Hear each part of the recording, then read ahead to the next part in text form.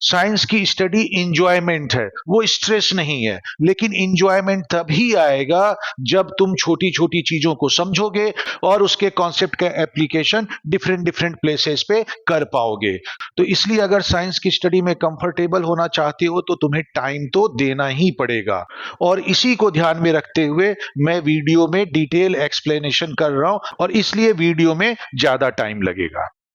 अब हम image formation by concave mirror उसकी स्टडी करते हैं कि अगर कॉन्केव मिरर के रिफ्लेक्टिंग सरफेस के पास में कोई ऑब्जेक्ट रखा हुआ है तो उसका इमेज कॉन्केव मिरर की वजह से कहां पे फॉर्म होगा, उसकी स्टडी करते हैं।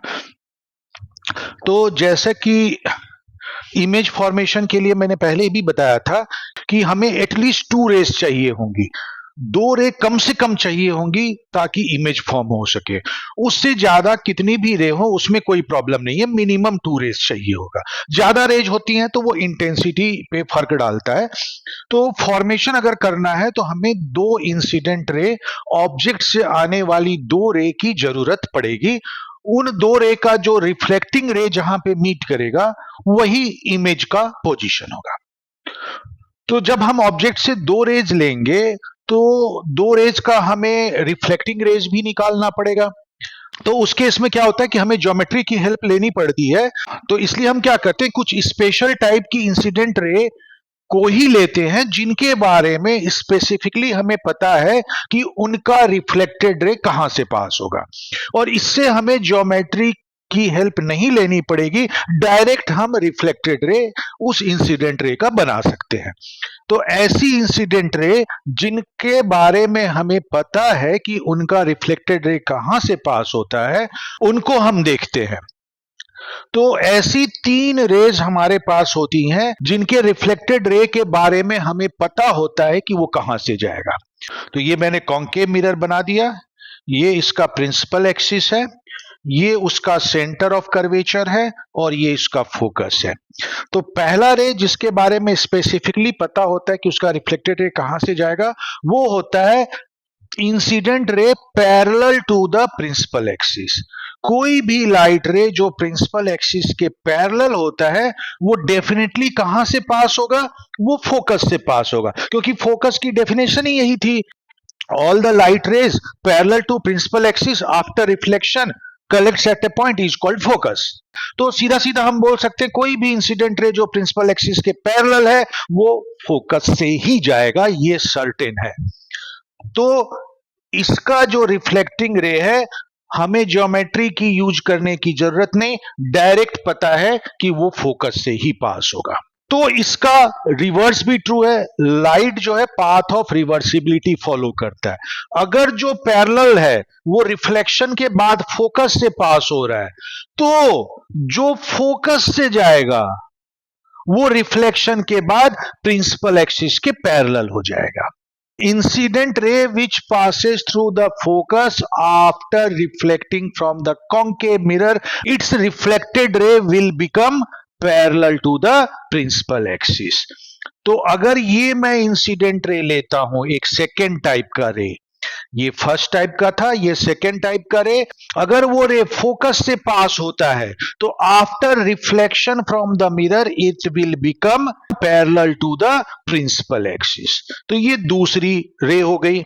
और एक तीसरा स्पेसिफिक रे हम डिफाइन कर सकते हैं, any incident light ray which passes through the center of curvature after reflection from the mirror will return back along the same path, वो उसी पाथ से वापस आ जाएगा। अब ऐसा क्यों है, तो क्योंकि याद करो कि मैंने नॉर्मल की डेफिनेशन क्या बताई थी, मिरर के किसी भी पॉइंट को अगर सेंटर ऑफ कर्वेचर से ज्वाइन करो तो वो नॉर्मल होगा। तो मान लो ये वाला पॉइंट टी है जहां से रिफ्लेक्शन होना है, तो सी और टी को मैं ज्वाइन कर दूं तो क्योंकि ये सेंटर ऑफ कर्वेचर को मिरर के किसी पॉइंट से ज्वाइन करने वाली लाइन है तो ये नॉर्मल होगा। और कोई भी लाइट रेज जो अलोंग द नॉर्मल हो वो उसी पाथ से रिटर्न बैक हो जाएगा आफ्टर द रिफ्लेक्शन। ऐसा क्यों, क्योंकि जो लाइट रे एलोंग द नॉर्मल जाएगा। जो लाइट रे एलोंग द नॉर्मल जाएगा, उस लाइट रे का एंगल ऑफ इंसिडेंस कितना होगा? क्योंकि नॉर्मल के साथ इंसिडेंट रे का जो एंगल होता है वही एंगल ऑफ इंसिडेंस होता है। तो यहां तो वो एलोंग द नॉर्मल है, नॉर्मल के साथ कोई इंसिडेंट है, तो इनके बीच एंगल कितना हुआ? 0 डिग्री। तो इस केस में अगर light rays along the normal है तो एंगल ऑफ इंसिडेंस 0 डिग्री होगा, और जितना एंगल ऑफ इंसिडेंस होता है उतना ही एंगल ऑफ रिफ्लेक्शन भी होता है। तो इसलिए इस केस में एंगल ऑफ रिफ्लेक्शन भी 0 डिग्री होगा, मतलब रिफ्लेक्टेड रे भी अलोंग द नॉर्मल ही वापस लौटेगी। तो ये इंसिडेंट रे है, then reflected ray also returns back along the same path. तो इंसिडेंट रे जिस पाथ से गया उसी पाथ से रिफ्लेक्टेड रे भी वापस आएगा। तो इस तरह से 3 इंसिडेंट लाइट रेज होती हैं जिनके रिफ्लेक्टेड रे के बारे में हमें पता होता है कि वो कहां से जाएंगी, और हम इन्हीं 3 में से किसी 2 का यूज कर सकते हैं टू फॉर्म द इमेज, और वो बिल्कुल आसानी से फिर फॉर्म हो जाएगा। तो अब देखते हैं कि इमेज कैसे फॉर्म होगा। तो कॉन्केव मिरर से इमेज फॉर्मेशन को जानने के लिए हमें कुछ स्पेसिफिक पोजीशन पे ही इमेज देख लेना होता है, तो वो बाकी सारी पोजीशन को बाकी सारे पोजीशन के लिए इमेज को स्पेसिफाई कर देता है। तो कॉन्केव मिरर के 6 स्पेसिफिक पोजीशन के लिए हम इमेज फॉर्मेशन फाइंड आउट करेंगे, और वो 6 स्पेसिफिक पोजीशन कौन से होंगे वो मैं स्पेसिफाई कर देता हूं। तो कॉन्वेक्स मिरर में हमें 3 स्पेशल पॉइंट पता होते हैं। एक P है जिसको हम पोल कहते हैं, दूसरा फोकस हुआ, और तीसरा सेंटर ऑफ कर्वेचर हुआ। और इसके बेसिस पे हम 6 स्पेसिफिक पोजीशन ऑब्जेक्ट की आइडेंटिफाई करते हैं, जहां पर ऑब्जेक्ट को रखकर अगर हम उसका इमेज फॉर्मेशन निकाल लें तो वो ऑब्जेक्ट के हर पोजीशन के लिए कॉन्केव मिरर के इमेज फॉर्मेशन को बता देगा। तो कौन कौन से हैं वो 6 स्पेसिफिक पोजीशन? तो ये देखो मैंने डैश डैश से दिखाया, तो इसको हम बोलते हैं इन्फिनिटी। तो जो पहला पोजीशन है वो है इन्फिनिटी। जब ऑब्जेक्ट इन्फिनिटी पे होगा तब उसका इमेज कहां फॉर्म होगा वो हम निकालेंगे। दूसरा पोजीशन है बियॉन्ड सी, मतलब इंफिनिटी से सी के बीच में जब ऑब्जेक्ट है तो उसके लिए हम इमेज पोजीशन निकालेंगे। मतलब इसके बीच में किसी भी पॉइंट पे अगर तुम ऑब्जेक्ट को रखते हो तो जो इमेज का कैरेक्टरिस्टिक्स होगा वो सेम होगा। तो इसीलिए जो सेकंड स्पेसिफिक पोजीशन है बिटवीन इंफिनिटी एंड सी, जिसको हम बियॉन्ड सी बोलते हैं। थर्ड स्पेसिफिक पोजीशन है एट सी। जब ऑब्जेक्ट सेंटर ऑफ कर्वेचर पे होगा तब हम इमेज निकालेंगे कि इमेज का कैरेक्टरिस्टिक्स कैसा होगा। फोर्थ पोजीशन है बिटवीन सी एंड एफ। जब object between C and F होगा तो उस केस में इमेज फॉर्मेशन कैसा होगा और कहां पर होगा वो हम फाइंड आउट करेंगे। अगेन इसके बीच में किसी भी पॉइंट पे तुम ऑब्जेक्ट रखो, इमेज का जो कैरेक्टरिस्टिक्स है वो सिमिलर होगा। इसीलिए हमने इस स्पेसिफिक पोजीशन को बिटवीन सी एंड एफ का नाम दिया है। नेक्स्ट स्पेसिफिक पोजीशन है फोकस। तो फोकस हमारा फिफ्थ स्पेसिफिक पोजीशन होगा जहां पे ऑब्जेक्ट को रखकर हम उसका image due to concave mirror निकालेंगे। और जो सिक्स्थ स्पेसिफिक पोजीशन है वो है बिटवीन पी एंड एफ। जब ऑब्जेक्ट पी एंड एफ के बीच में होगा तब उसका इमेज फॉर्मेशन कहां पर होगा और कैसा होगा वो हम निकालेंगे। तो जब इस 6 स्पेसिफिक पोजीशन पे हम इमेज फॉर्मेशन निकाल लेते हैं तो वो बेसिकली ऑब्जेक्ट के हर पोजीशन के लिए इमेज फॉर्मेशन को बता देगा। तो कॉन्केव मिरर में फर्स्ट केस है इमेज फॉर्मेशन की कि जब ऑब्जेक्ट इंफिनिटी पे रखा हो। तो इस केस में देखते हैं कि कॉन्केव मिरर इमेज कहां पर बनाता है, इमेज का नेचर क्या है और उसकी साइज क्या होगी, इन सब के बारे में हमें इंफॉर्मेशन निकालना है। तो ये मैंने कॉन्केव मिरर ड्रॉ कर दिया। ये प्रिंसिपल एक्सिस है, प्रिंसिपल एक्सिस का ये पॉइंट फोकस है और ये पॉइंट सेंटर ऑफ कर्वेचर है।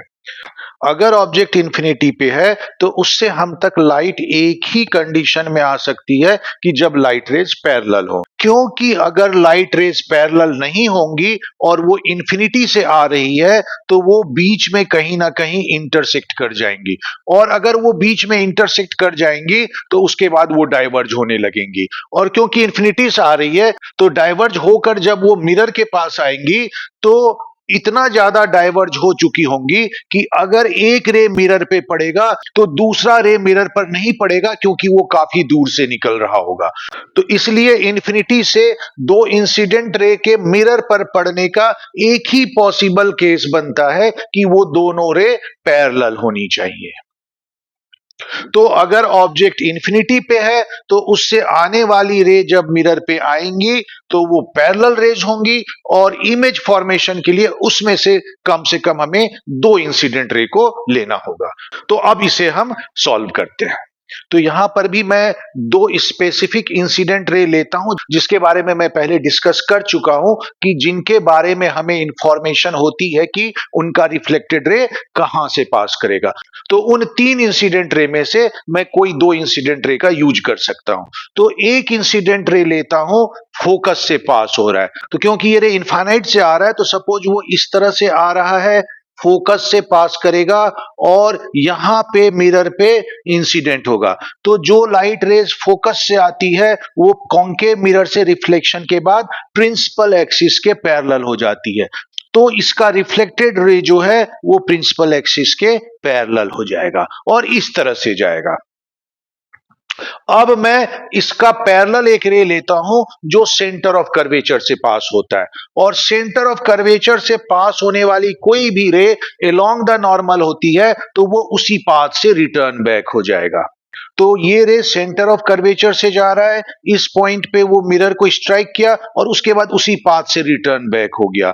तो ये जो दो रिफ्लेक्टेड रे हैं एक दूसरे को यहां पे इंटरसेक्ट कर रहे हैं। इसका मतलब है ऑब्जेक्ट के उस पॉइंट से आने वाली दो पैरेलल रेज का जो इमेज है यहां पर फॉर्म होगा। तो जो हमारा इमेज फॉर्मेशन का प्रोसेस है तो उसमें हम क्या करते हैं कि हम कहते हैं कि ऑब्जेक्ट प्रिंसिपल एक्सिस से अपवर्ड रखा हुआ है, उसका बॉटम प्रिंसिपल एक्सिस पे है, और टॉप का इमेज हम बनाते हैं, और टॉप का इमेज जहां पे बनता है वहां से प्रिंसिपल एक्सिस पे परपेंडिकुलर ड्रॉ कर देते हैं। तो उस इमेज का जो फुट ऑफ परपेंडिकुलर है वो ऑब्जेक्ट के फुट का भी इमेज होता है, और इस तरह से ये परपेंडिकुलर ऑब्जेक्ट के इमेज को बता देता है। तो एक तरह से मैं कह सकता हूं कि ये जो पॉइंट है ऑब्जेक्ट के टॉप का इमेज है जिसे बी डैश नाम देता हूं, और अब इससे मैं प्रिंसिपल एक्सिस पे परपेंडिकुलर ड्रॉ करता हूं जो कि फोकस पर पड़ता है। जो प्रिंसिपल एक्सिस पे परपेंडिकुलर का फुट है वो ऑब्जेक्ट के फुट को बता देगा, और इसलिए ए डैश जो है ऑब्जेक्ट के फुट का इमेज होगा। तो क्योंकि यहां पे ऑब्जेक्ट इंफिनिटी पे है तो यहां ऑब्जेक्ट दिखाना पॉसिबल नहीं है, लेकिन जब तुम दूसरे केसेस देखोगे तो तुम्हें क्लियर पता चल जाएगा कि मैं क्या एक्सप्लेन कर रहा हूं। तो इस तरह से ए डैश बी डैश हमारा ऑब्जेक्ट के इमेज को बता देता है। बी डैश टॉप का इमेज है, ए डैश बॉटम का इमेज है, और बीच में जितने भी पॉइंट हैं उनका image A dash B dash पर ही लाई करेगा। तो इस तरह से ए डैश बी डैश हमारा इमेज हो गया जब ऑब्जेक्ट इंफिनिटी पे है। तो इमेज फॉर्मेशन का जो फर्स्ट रिजल्ट है वो है पोजीशन। तो इमेज का पोजीशन कहां पे है? At focus. तो इमेज एट फोकस फॉर्म हो रहा है। इमेज का नेचर कैसा है? तो क्लियरली हम देख सकते हैं कि यहाँ पे जो रिफ्लेक्टेड रे है एक्चुअली इंटरसेक्ट कर रहे हैं, इसलिए इमेज रियल है, और वो डाउनवर्ड बन रहा है तो इन्वर्टेड है। तो नेचर रियल एंड इन्वर्टेड होगा। और इसी तरह से साइज क्या होगा? तो साइज को देखने के लिए हमें ऑब्जेक्ट और इमेज के हाइट को कंपेयर करना पड़ेगा। तो क्योंकि यहां ऑब्जेक्ट इंफिनिटी पे है तो क्लियरली ऑब्जेक्ट का जो हाइट है वो बहुत ही ज्यादा है, जबकि इमेज की हाइट इतनी सी है, तो मतलब ऑब्जेक्ट इमेज से काफी बड़ा है। तो इसलिए जो हम बोलेंगे image is much smaller than object, तो साइज क्या हो जाएगा? Much smaller than object. तो और कई बार हम इसे बोलते हैं कि जो इमेज की साइज पॉइंट साइज है। तो इस तरह से जब ऑब्जेक्ट इंफिनिटी पे है तो ये उसके इमेज फॉर्मेशन का प्रोसेस है। अब हम सेकंड केस पर आते हैं, जब ऑब्जेक्ट की position beyond centre of curvature है। तो जब object beyond centre of curvature होगा, उस समय कॉन्केव मिरर उसका इमेज कहां फॉर्म करेगा, उस प्रोसेस को देखते हैं कि उसका पोजीशन क्या होगा, उसका नेचर क्या होगा और उसकी साइज क्या होगी। तो ये मैंने कॉन्केव मिरर बना दिया है, मैंने प्रिंसिपल एक्सिस ड्रॉ कर दिया और प्रिंसिपल एक्सिस पे 3 स्पेसिफिक पॉइंट पोल, फोकस और सेंटर ऑफ कर्वेचर ले लिया है। अब हमारा object beyond centre of curvature है, मतलब इस पॉइंट पे कहीं लोकेटेड है और ये ऑब्जेक्ट की हाइट है ए बी। अब जो हमारा इमेज फॉर्मेशन का प्रोसेस है उसको फॉलो करते हैं। तो क्या प्रोसेस है कि जो टॉप पॉइंट है बी, उसकी इमेज मिरर की वजह से बनाओ और टॉप पॉइंट के इमेज से प्रिंसिपल एक्सिस पे परपेंडिकुलर ड्रॉ कर दो और उस परपेंडिकुलर का जो फुट होगा वो ऑब्जेक्ट के फुट का इमेज बताएगा और परपेंडिकुलर जो होगा एक्चुअली में ऑब्जेक्ट के इमेज को रिप्रेजेंट कर देगा। तो सबसे पहले हम इस ऑब्जेक्ट का टॉप बी का इमेज बनाते हैं। तो अगेन बी का इमेज फॉर्म करने के लिए हमें क्या करना होगा, तो कम से कम उससे निकलने वाली 2 रे चाहिए जो मिरर पे इंसिडेंट होगा। तो हम देख चुके हैं कि मिरर पे जो 3 इंसिडेंट रे होता है तो उसके रिफ्लेक्टेड रे की प्रॉपर्टी हमें पता होती, तो हम उन 3 में से कोई 2 रे का यूज कर लेते हैं। तो बी से चलने वाली एक रे जो है वो प्रिंसिपल एक्सिस के पैरेलल है। तो जो प्रिंसिपल एक्सिस के पैरेलल रे है वो कहां से पास होगा, तो वो फोकस से पास होगा। और बी से चलने वाली जो दूसरी इंसिडेंट रे है वो मैं लेता हूं कि वो फोकस से पास हो रहा है। तो फोकस से अगर पास हो रहा है तो मिरर से रिफ्लेक्शन के बाद वो प्रिंसिपल एक्सिस के पैरेलल होगा और इस तरह से जाएगा। तो ये जो 2 रिफ्लेक्टेड रे हैं वो इस पॉइंट पे इंसिडेंट होती हैं। तो ये पॉइंट ऑब्जेक्ट के टॉप पॉइंट बी का इमेज होगा, मतलब बी डैश लिख दिया मैंने इसे। अब इस पॉइंट से मैं प्रिंसिपल एक्सिस पे परपेंडिकुलर ड्रॉ करता हूं। तो जो इस परपेंडिकुलर का फुट है वो ऑब्जेक्ट के फुट का इमेज बताएगा, तो इसे मैं ए डैश लिख देता हूं और इस तरह से ए डैश बी डैश जो है वो ऑब्जेक्ट का इमेज हो गया। ऑब्जेक्ट पे जितने भी पॉइंट ए और बी के बीच में है उनका image A dash B dash की लाइन पर ही लाई करेगा। तो ए डैश बी डैश ऑब्जेक्ट का इमेज हो गया। अब इस इमेज की मैं प्रॉपर्टी लिखता हूं। तो सबसे पहले पोजीशन, तो इमेज की पोजीशन क्या है, तो इमेज फॉर्म हो रहा है बिटवीन एफ एंड सी। तो इमेज की पोजीशन बिटवीन एफ एंड सी है नेचर। तो 2 रिफ्लेक्टेड रे एक्चुअली में आके मीट कर रही हैं तो इमेज रियल है। इसके अलावा ये डाउनवर्ड बन रहा है तो ये भी इन्वर्टेड है। इस तरह से इमेज की साइज के बारे में हम क्या बोल सकते हैं, तो क्लियरली इमेज की साइज जो है ऑब्जेक्ट की साइज से छोटी है। तो मतलब इमेज की जो साइज होगी वो स्मॉलर देन ऑब्जेक्ट होगी। तो अब देखो यहां पे जो मैंने एक्सप्लेन किया था उसको क्लियरली तुम कंपेयर कर सकते हो। तो यहां पे देखो हमने क्या किया, बियॉन्ड सी पे ऑब्जेक्ट रखा है तो ये ऑब्जेक्ट को दिखाया और फिर उसके टॉप पॉइंट का इमेज फॉर्म किया और टॉप पॉइंट के इमेज से प्रिंसिपल एक्सिस पे जो परपेंडिकुलर ड्रॉ किया तो वो परपेंडिकुलर ऑब्जेक्ट की इमेज हुई। तो वही ये प्रोसेस हमने यहां भी किया है, बट यहां पे प्रॉब्लम क्या है कि ऑब्जेक्ट इंफिनिटी पे है तो प्रिंसिपल एक्सिस से उस ऑब्जेक्ट की साइज को दिखाना डिफिकल्ट है। लेकिन प्रोसेस वही किया है कि ये जो 2 रे हैं हम मान के चल रहे हैं कि ऑब्जेक्ट के टॉप से आ रहा है। तो अगर वो ऑब्जेक्ट के टॉप से आ रहा है तो बी डैश ऑब्जेक्ट के टॉप का इमेज है और उसके बाद उस इमेज से प्रिंसिपल एक्सिस पे परपेंडिकुलर ड्रॉ करते हैं। तो ये जो फुट ऑफ परपेंडिकुलर है ऑब्जेक्ट के बॉटम के इमेज को बता रहा है और ये जो परपेंडिकुलर है वो ऑब्जेक्ट के इमेज को रिप्रेजेंट कर रहा है। तो इस तरह से ये भी सेम उसी प्रोसेस को अप्लाई करके बनाया गया है। अब third case, when object is at C, जब ऑब्जेक्ट सेंटर ऑफ कर्वेचर पे हो तब इमेज कैसा बनेगा। तो ये मैंने कॉन्केव मिरर बना दिया, ये प्रिंसिपल एक्सिस है, फोकस और सेंटर ऑफ कर्वेचर ये 2 पॉइंट मैंने ले लिया और ऑब्जेक्ट जो है हमारा कहां पे रखा हुआ है, सेंटर ऑफ कर्वेचर पे। तो ऑब्जेक्ट को मैं ऐसे रिप्रेजेंट करता हूं, ये टॉप पॉइंट बी है और ये बॉटम पॉइंट ए है। अगेन हम टॉप पॉइंट का इमेज बनाते हैं और उस इमेज से प्रिंसिपल एक्सिस पे परपेंडिकुलर ड्रॉ कर लेंगे तो वो परपेंडिकुलर ही जो है ऑब्जेक्ट का इमेज फॉर्म करेगा।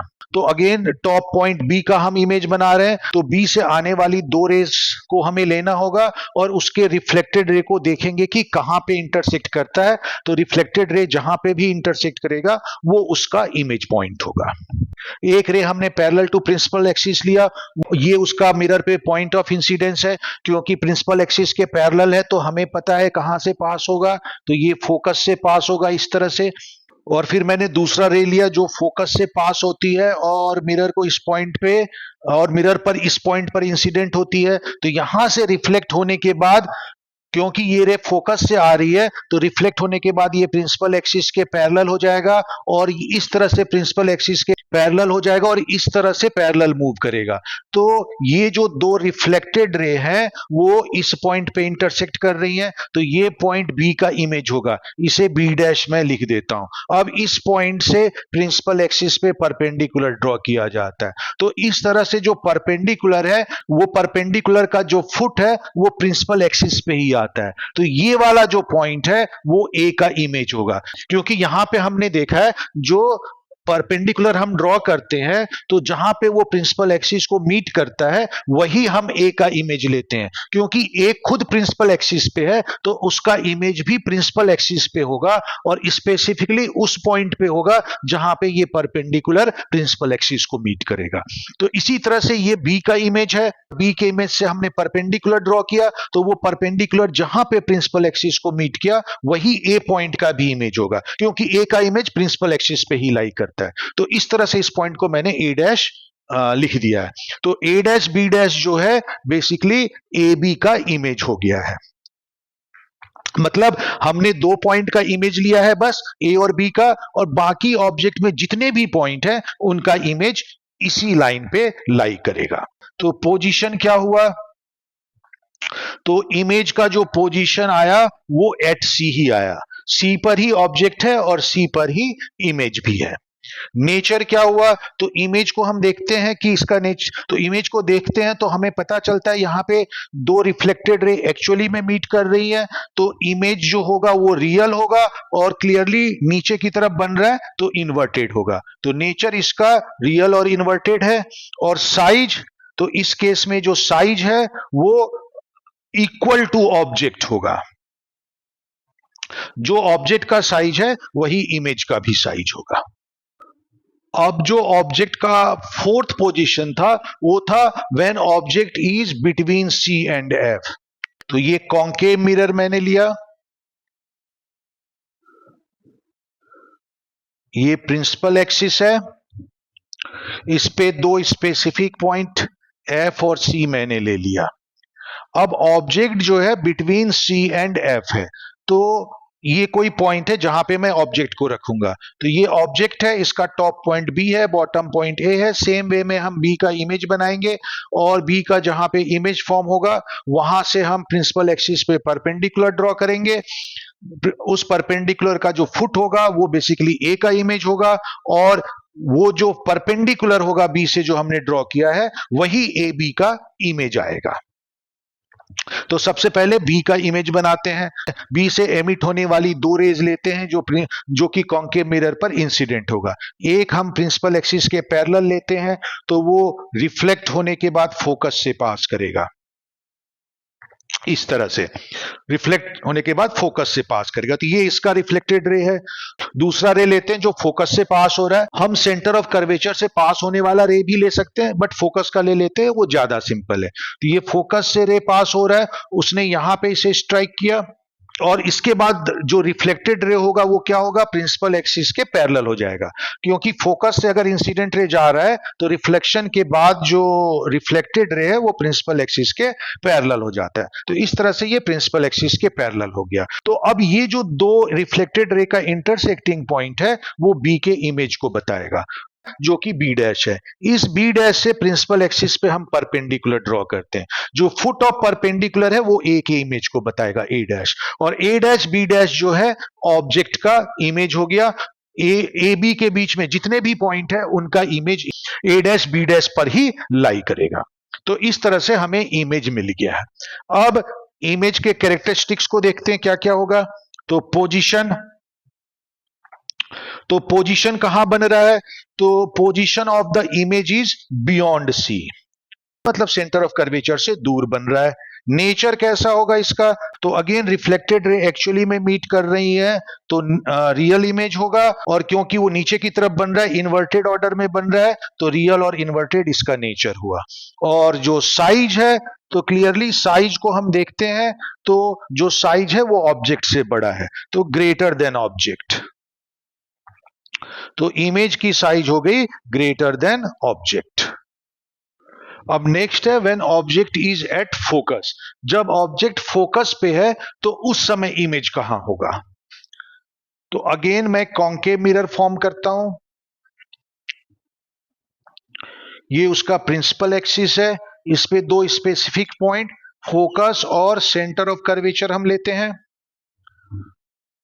और ऑब्जेक्ट जो है इस केस में वो फोकस पर है, और फोकस पर एक सर्टेन साइज का ऑब्जेक्ट ए बी लिया। अब हम देखते हैं कि ए बी का इमेज कैसे फॉर्म होगा, तो वही प्रोसेस करते हैं, जो टॉप वाला पॉइंट बी है उसका इमेज हम बनाते हैं, और फिर उस इमेज से प्रिंसिपल एक्सिस पे परपेंडिकुलर ड्रॉ कर देते हैं, वो परपेंडिकुलर ऑब्जेक्ट के इमेज को बताएगा। तो बी से निकलने वाली दो रेज लेना होगा, तो एक रेज हम प्रिंसिपल एक्सिस के पैरेलल लेते हैं, तो वो मिरर से रिफ्लेक्शन के बाद कहां से पास करेगा, फोकस से पास करेगा। अच्छा, अब इस केस में हम जो दूसरी रे है वो फोकस से पास नहीं करा सकते, क्योंकि फोकस पर तो ऑब्जेक्ट खुद रखा हुआ है, तो वहां से कैसे जाएगा। तो इसमें जो थर्ड वाली रे हमने लिया था कि incident ray centre of curvature से अगर पास होता है तो रिफ्लेक्शन के बाद वो उसी रास्ते से वापस आ जाएगा, it reflect back along the same path, तो ये वाली रे लेते हैं। तो जो है सेंटर ऑफ कर्वेचर से कौन सी रे जा रही होगी बी से, तो उसके लिए मैं ये बी पॉइंट से हमें लेना है, तो कौन सी रे along the centre of curvature होगा, तो सेंटर ऑफ कर्वेचर और बी को मैं इस तरह से मिला देता हूं, तो इस लाइन के अलोंग जो भी रे जा रहा होगा वो होगा along the centre of curvature. मतलब दूसरी रे मैंने ऐसे लिया जो कि along the centre of curvature है, तो क्योंकि वो along the centre of curvature है तो मिरर से रिफ्लेक्शन के बाद उसी पॉइंट से वापस आ जाएगा, और इस तरह से वो सेंटर ऑफ कर्वेचर से पास होगा। तो ये अब हम क्या देखते हैं कि ये जो दोनों रिफ्लेक्टेड रे हैं ये दोनों पैरेलल रे हैं, तो ये पैरेलल रेज जा रही हैं, तो पैरेलल रेज जो है कहीं पे जाके मीट नहीं होती है, वो तो सीधा इसी तरह से जाते रहेंगी। तो इसको हम थोड़ा सा सिंप्लीफाई करने के लिए बोलते हैं कि जैसे हमने क्या लिया था, इन्फिनिटी पे जब ऑब्जेक्ट था तो उससे जो लाइट रेज आ रही थी उसको हमने पैरेलल लिया था। फर्स्ट केस में जब ऑब्जेक्ट इंफिनिटी पे था तो उससे आने वाली लाइट रेज को तो हमने पैरेलल लिया था, तो जस्ट रिवर्स केस हम लेते हैं कि जिस तरह से ऑब्जेक्ट इंफिनिटी पे है तो उससे आने वाली लाइट रेज को पैरेलल लेते हैं, तो जो पैरेलल लाइट रेज है वो जाके इंफिनिटी पे मीट कर रहा होगा, मतलब इमेज बना रहा होगा। तो इस तरह से ये दो रिफ्लेक्टेड रे है, पैरेलल है, तो वो जाके कहां पे इमेज बनाएंगी, इंफिनिटी पे। तो इसलिए इस केस में इमेज कहां पे फॉर्म हो रहा है, इंफिनिटी पे। और इसमें एक चीज और ध्यान रखना, क्योंकि ये पैरेलल लाइट रेज है, ये इस तरह से आगे जा रहा है, तो हम क्या मान रहे हैं कि वो इंफिनिटी पे जाके मीट हो रहा है, तो मतलब इंफिनिटी पे रियल इमेज बन रहा है, तो मतलब इंफिनिटी पे ऑब्जेक्ट का रियल इमेज बन रहा है, क्योंकि ये इंफिनिटी पे एक्चुअली में जाके मीट हो रही है। लेकिन इसको हम दूसरे ढंग से ऐसे भी कर सकते हैं कि अगर मैं इसको बैकवर्ड इस तरह से एक्सटेंड करूं, तो हम इस डायरेक्शन में भी बोल सकते हैं कि वो बैकवर्ड एक्सटेंड करने पे इंफिनिटी पे जाके मीट कर रहा है। मतलब हम ये भी बोल सकते हैं कि these two reflected ray appears to be coming from infinity, ऐसा लग रहा है कि वो इंफिनिटी से आ रही हैं। तो इस केस में हम ये भी कह सकते हैं because reflected ray appears to be coming from infinity, तो इंफिनिटी पे वर्चुअल इमेज फॉर्म हो रहा है। तो इस केस में दोनों तरह से हम इसको डिफाइन कर सकते हैं, रियल इमेज भी हम डिफाइन कर सकते हैं और वर्चुअल इमेज भी डिफाइन कर सकते हैं।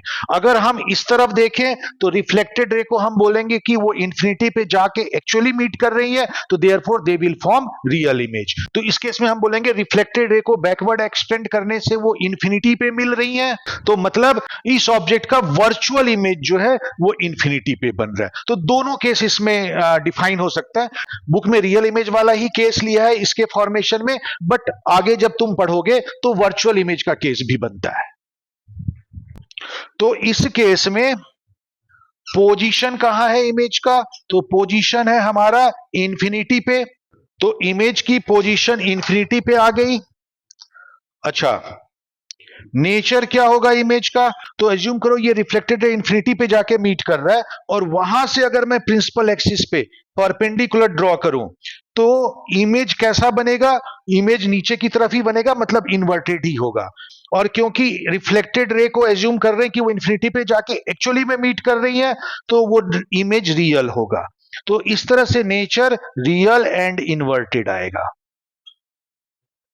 और साइज जो होगा, तो क्योंकि इंफिनिटी पे बन रहा है तो जो बी का इमेज बनेगा वो प्रिंसिपल एक्सिस से काफी दूर बनेगा, मतलब साइज जो होगा मच लार्जर, तो साइज काफी ज्यादा बड़ा होगा।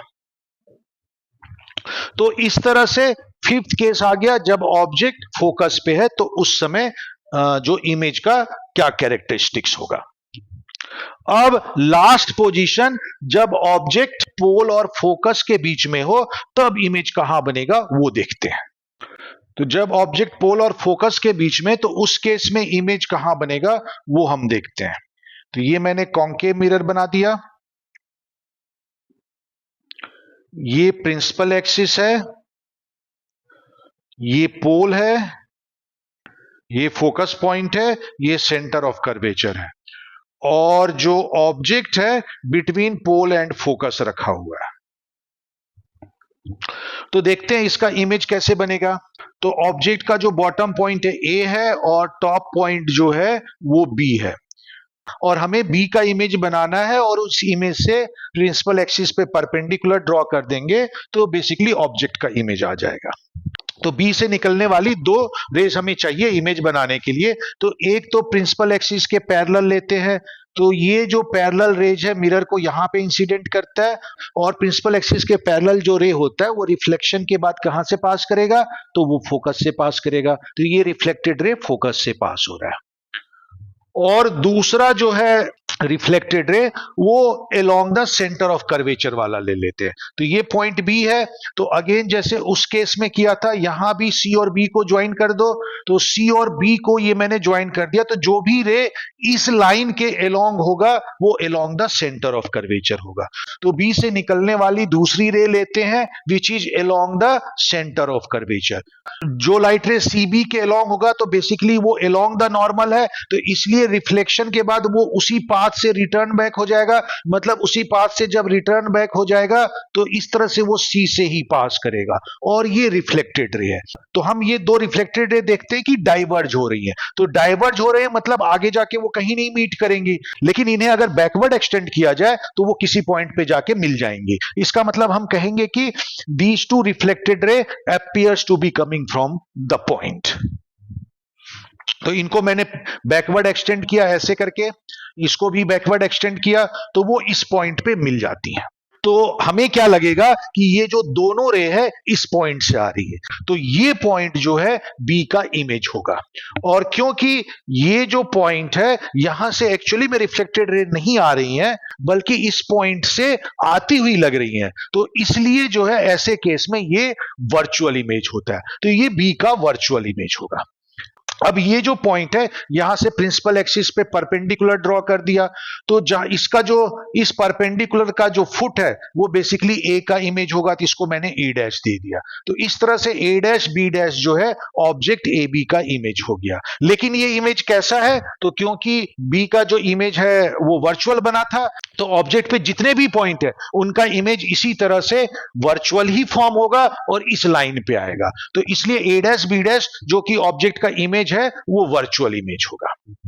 तो अब इसकी भी कैरेक्टरिस्टिक्स लिखते हैं हम। तो इसका जो पोजीशन है, इसका पोजीशन बिहाइंड द मिरर है।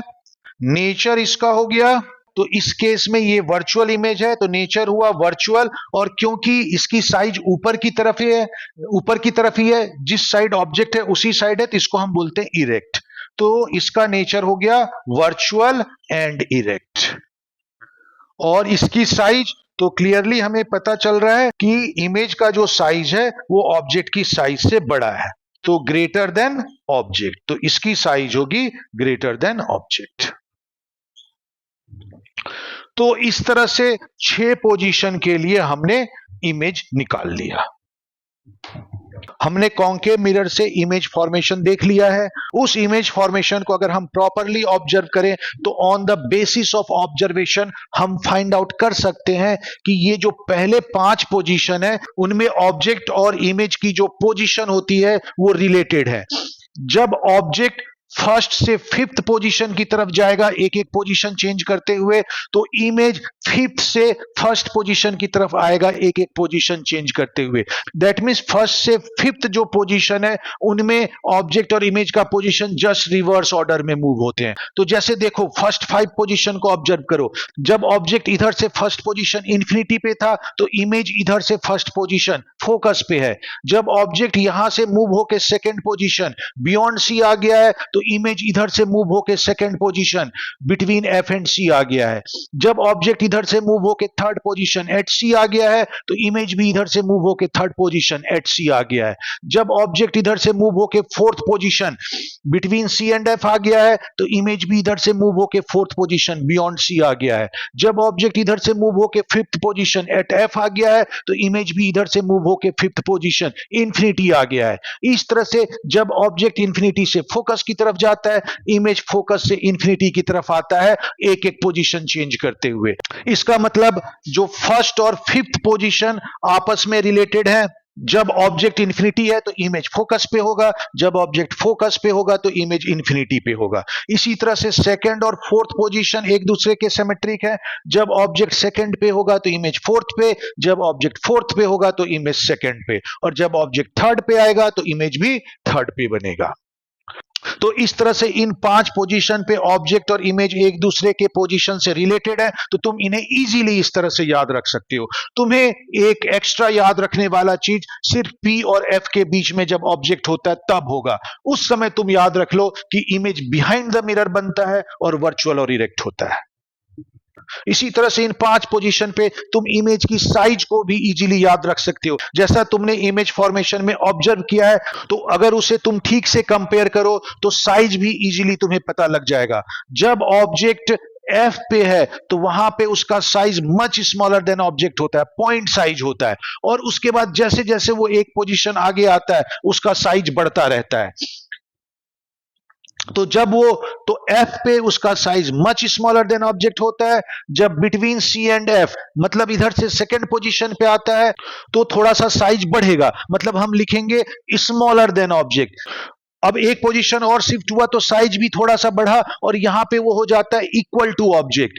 जब वो यहां से एक पोजीशन और आया तो साइज और बढ़ा तो अब वो हो जाएगा ग्रेटर देन ऑब्जेक्ट, और जब वहां से शिफ्ट होके वो इंफिनिटी पे आता है तो यहां पे हो जाएगा साइज बहुत बड़ा, मतलब हम बोलेंगे मच ग्रेटर देन ऑब्जेक्ट। तो इस तरह से जैसे जैसे इमेज इंफिनिटी की तरफ शिफ्ट होता है तो उसका साइज थोड़ा थोड़ा सा बढ़ता जाता है। बस तुम्हें कंपेयर करना है कि कैसे बढ़ता है। Much smaller than object, smaller than object, equal to object, greater than object and much greater than object. बस तुम्हें इसके लिए ध्यान रखना पड़ेगा कि जब इस पोजीशन पे ऑब्जेक्ट होता है तो इमेज बिहाइंड द मिरर बनता है और उसकी साइज ग्रेटर देन ऑब्जेक्ट होता है। इस तरह से तुम कंपैरेटिव स्टडी करके इजीली ये सारे रिजल्ट्स याद रख सकते हो। तो कॉन्वेक्स मिरर के लिए हमने जितने भी इंफॉर्मेशन ऑब्टेंड किए थे, जो भी कंडीशन ऑब्टेंड किए थे, उसको मैंने इस टेबल में बता दिया है और उस इंफॉर्मेशन के बेसिस पे कुछ एनालिसिस भी किया है। मैं उसको एक्सप्लेन कर देता हूं और उसे ठीक से समझना, ध्यान से ऑब्जर्व करना, क्योंकि उसके बेसिस पे बहुत सारे क्वेश्चंस बनते हैं। तो वो इजीली तुम इस इंफॉर्मेशन की, इस एनालिसिस की बेसिस पे तुम उसका आंसर दे सकते हो, अदरवाइज तुम्हें याद करना पड़ेगा। तो जैसे यहाँ पे मैंने ऑब्जेक्ट की पोजीशन लिखा है, फिर उसके करस्पॉन्डिंग इमेज की पोजीशन दे दिया है और फिर साइज ऑफ द इमेज मैंने बता दिया है, और इन 3 इंफॉर्मेशन की बेसिस पे ये 2 कॉलम एनालिसिस के बनाए हैं, मैग्नीट्यूड ऑफ मैग्निफिकेशन का, जिसके बारे में हम आगे भी पढ़ेंगे, और स्पीड ऑफ द इमेज का। जब ऑब्जेक्ट इंफिनिटी पे है तो इमेज कहां बन रहा है? इमेज फोकस पे बन रहा है, और उसकी साइज क्या है? Much smaller than object, object से काफी स्मॉलर है। तो इस बेसिस पे हम एनालिसिस करते हैं कि मैग्निफिकेशन कितना हुआ। तो मैग्निफिकेशन का जो यहाँ है हम सिर्फ मैग्नीट्यूड देख रहे हैं, इसको हम आगे भी पढ़ेंगे तो वहां और ज्यादा क्लियर हो जाएगा। तो मैग्नीट्यूड ऑफ मैग्निफिकेशन बेसिकली होता है इमेज की साइज और ऑब्जेक्ट की साइज का रेशियो। तो क्योंकि इमेज ऑब्जेक्ट से काफी छोटा है तो जो इसका रेशियो है 1 से काफी छोटा आएगा। इमेज ऑब्जेक्ट से काफी छोटा है तो इसका आंसर 1 से काफी छोटा आएगा। तो इस केस में मैग्निफिकेशन 1 से कम है। जब ऑब्जेक्ट बियॉन्ड सी गया तो इमेज कहां फॉर्म हुआ, तो between C and F form हुआ। यहां पे इमेज की साइज क्या है, तो इमेज की साइज स्मॉलर देन ऑब्जेक्ट है। तो मैग्निफिकेशन क्या होगा, क्योंकि ये अभी भी स्मॉलर देन ऑब्जेक्ट है तो मैग्निफिकेशन 1 से कम आएगा। रेशियो तुम्हारा 1 से कम आएगा क्योंकि न्यूमरेटर की क्वांटिटी डिनोमिनेटर से कम है। जब ऑब्जेक्ट एट सी पे आया तो इमेज भी सी पे चला गया। यहां पे इमेज की साइज ऑब्जेक्ट के साइज के इक्वल है तो मैग्निफिकेशन कितना होगा, तो रेशियो 1 आएगा तो मैग्निफिकेशन भी 1 आएगा। यहां पे ध्यान रखना ये जो m लिखा है बेसिकली अभी सिर्फ मैं मैग्नीट्यूड बता रहा हूं, इसमें हमें साइन को भी इंक्लूड करना पड़ता है अकॉर्डिंग टू इमेज रियल है या वर्चुअल, तो वो हम बाद में देखेंगे। अभी सिर्फ मैग्नीट्यूड कंसीडर करो। जब object between C and F होगा तो इमेज बियॉन्ड सी हो जाता है और उस केस में अब इमेज की साइज बढ़ने लगी, वो ग्रेटर देन ऑब्जेक्ट हो गया। तो अगर इमेज की साइज ग्रेटर देन ऑब्जेक्ट है तो m ग्रेटर देन 1 हो जाएगा क्योंकि न्यूमरेटर इस केस में बड़ा हो चुका है। उसके बाद जब ऑब्जेक्ट फोकस पे आएगा तो इमेज इंफिनिटी पे चला जाता है और इस केस में उसकी size much greater than object होता है। तो क्योंकि इमेज की size much greater than object है तो न्यूमरेटर बहुत बड़ा है तो मैग्निफिकेशन भी 1 से बहुत बड़ा आएगा। अच्छा, अब उसके बाद सिक्स्थ जो स्पेशल केस है जिसे अलग से याद रखना पड़ेगा तो वो है जब object between P and F है तो उस केस में इमेज बिहाइंड द मिरर बनता है और इस केस में भी जो इमेज की साइज है लार्जर देन ऑब्जेक्ट होती है। इस केस में बस इमेज जो है वर्चुअल और इरेक्ट था। तो मैग्निफिकेशन क्या होगा, तो क्योंकि इमेज की साइज ऑब्जेक्ट की साइज से बड़ी है, न्यूमरेटर बड़ा है तो मैग्निफिकेशन ग्रेटर देन 1 आएगा। अब ये स्पीड ऑफ द इमेज, ये इसका एक इंपॉर्टेंट कंक्लूजन हम निकाल सकते हैं कि इमेज की स्पीड कैसी होगी। तो यहां से देखो फर्स्ट और थर्ड पॉइंट को देखो, यहां पे देखो फर्स्ट और थर्ड पॉइंट को। तो जब ऑब्जेक्ट फर्स्ट पे था तो इमेज ये फिफ्थ पोजीशन पे था, जब ऑब्जेक्ट थर्ड पे आया तो इमेज भी थर्ड पे आ गया। मतलब जब ऑब्जेक्ट इंफिनिटी से सी की तरफ गया तो इमेज फोकस से सी आया, तो ऑब्वियसली ऑब्जेक्ट बहुत ज्यादा डिस्टेंस कवर कर रहा है जबकि इमेज थोड़ा सा डिस्टेंस कवर कर रहा है एफ से सी। तो इस केस में क्या, क्योंकि ऑब्जेक्ट इमेज के कंपैरिजन में बहुत ज्यादा डिस्टेंस कवर कर रहा है तो यहां पे ऑब्जेक्ट की स्पीड ज्यादा होगी, इमेज की स्पीड कम होगी। तो बियॉन्ड सी, तो इससे एक रिजल्ट निकाल सकते हैं कि बियॉन्ड सी जो है, सी से बाहर किसी भी पॉइंट के लिए ऑब्जेक्ट की स्पीड इमेज की स्पीड से ज्यादा होगी, मतलब इमेज की स्पीड लेस देन ऑब्जेक्ट होगी। अच्छा, उसके बाद जब ऑब्जेक्ट सी से एफ जाता है तो इमेज जो है वो सी से इंफिनिटी चला जाता है। यहां पे क्या हो रहा है, ऑब्जेक्ट सी से एफ गया, बस इतना सा डिस्टेंस किया, इतने डिस्टेंस में इमेज सी से इंफिनिटी बहुत ज्यादा डिस्टेंस कवर कर लिया।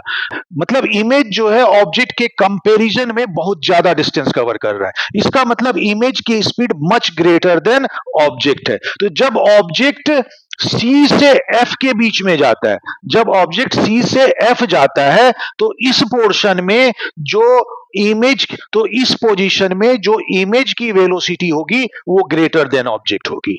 तो मतलब क्या हुआ, यहां से यहां की पोजीशन के लिए जब ऑब्जेक्ट इंफिनिटी से सी आता है तो इस केस में इमेज की स्पीड कम होती है, जब सी से एफ पे जाता है तो इस केस में इमेज की स्पीड ज्यादा होती है। इसका कंक्लूजन क्या निकला, इमेज की स्पीड बढ़ते जा रहा है, इमेज की स्पीड बढ़ते जा रहा है, इमेज की स्पीड धीरे धीरे बढ़ रहा है और यहां तक बढ़ता ही जा रहा है लेकिन अभी भी वो ऑब्जेक्ट से कम है। फिर जैसे ही इसको क्रॉस करेगा तो इमेज की स्पीड बढ़ती ही जा रही है और यहां पे आने के बाद वो ऑब्जेक्ट से भी ज्यादा हो जाएगा और फिर उसके बाद धीरे धीरे बढ़ता जाएगा ऑब्जेक्ट से बहुत ज्यादा हो जाएगा।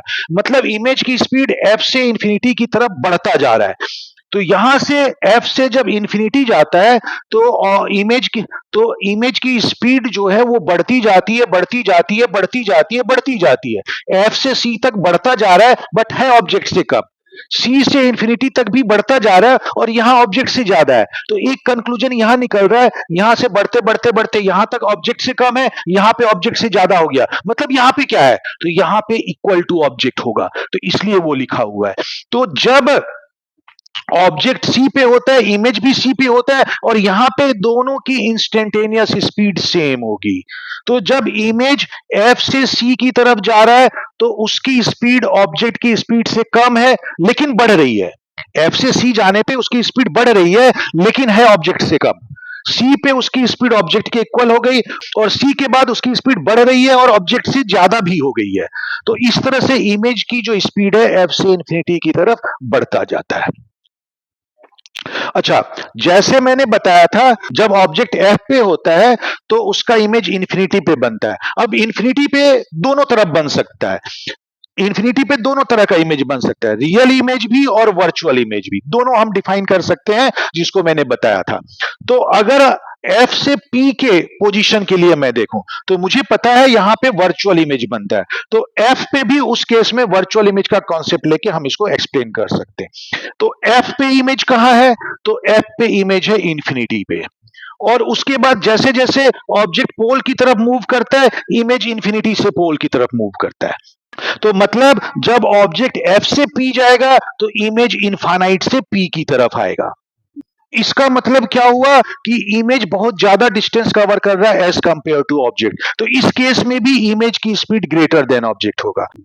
और इसके अलावा साइज का हम देख सकते हैं, जब वो एफ पे है तो इसकी साइज मच लार्जर होगी, लेकिन जैसे जैसे पास आएगा उसकी साइज छोटी होती जाएगी। तो जो वर्चुअल इमेज है इनफाइनाइट पे उसकी साइज काफी ज्यादा होती है, और जैसे जैसे इमेज मिरर के पास आएगा उसकी साइज कम होती जाएगी, होगी ऑब्जेक्ट से बड़ी ही बट साइज डिक्रीज होती है। तो वर्चुअल के लिए क्या कंक्लूजन निकला, वर्चुअल के लिए कंक्लूजन निकला जब ऑब्जेक्ट एफ पे था तो इमेज इंफिनिटी पे है, जब ऑब्जेक्ट एफ से पी जाएगा तो इमेज इंफिनिटी से पी आएगा, और उस केस में जैसे जैसे इमेज इंफिनिटी से पी की तरफ आएगा उसकी साइज कम होती जाएगी लेकिन होगा ऑब्जेक्ट से बड़ा ही। और इसके अलावा क्योंकि वो इंफिनिटी से पी तक आ रहा है जबकि ऑब्जेक्ट सिर्फ एफ से पी जा रहा है तो इमेज की स्पीड भी ज्यादा होगी। और इस तरह से मैंने सारा एनालिसिस कर दिया है, इसके बेसिस पे बहुत सारे छोटे छोटे क्वेश्चन हो सकते हैं। अगर तुमने इस एनालिसिस को प्रॉपरली समझ लिया है तो तुम उन छोटे क्वेश्चंस का आंसर इजीली दे सकते हो। और अगर कहीं पे कोई प्रॉब्लम आ रही है तो मुझे कमेंट में लिख देना, मैं उसको किसी दूसरे वीडियो में करेक्ट भी कर दूंगा।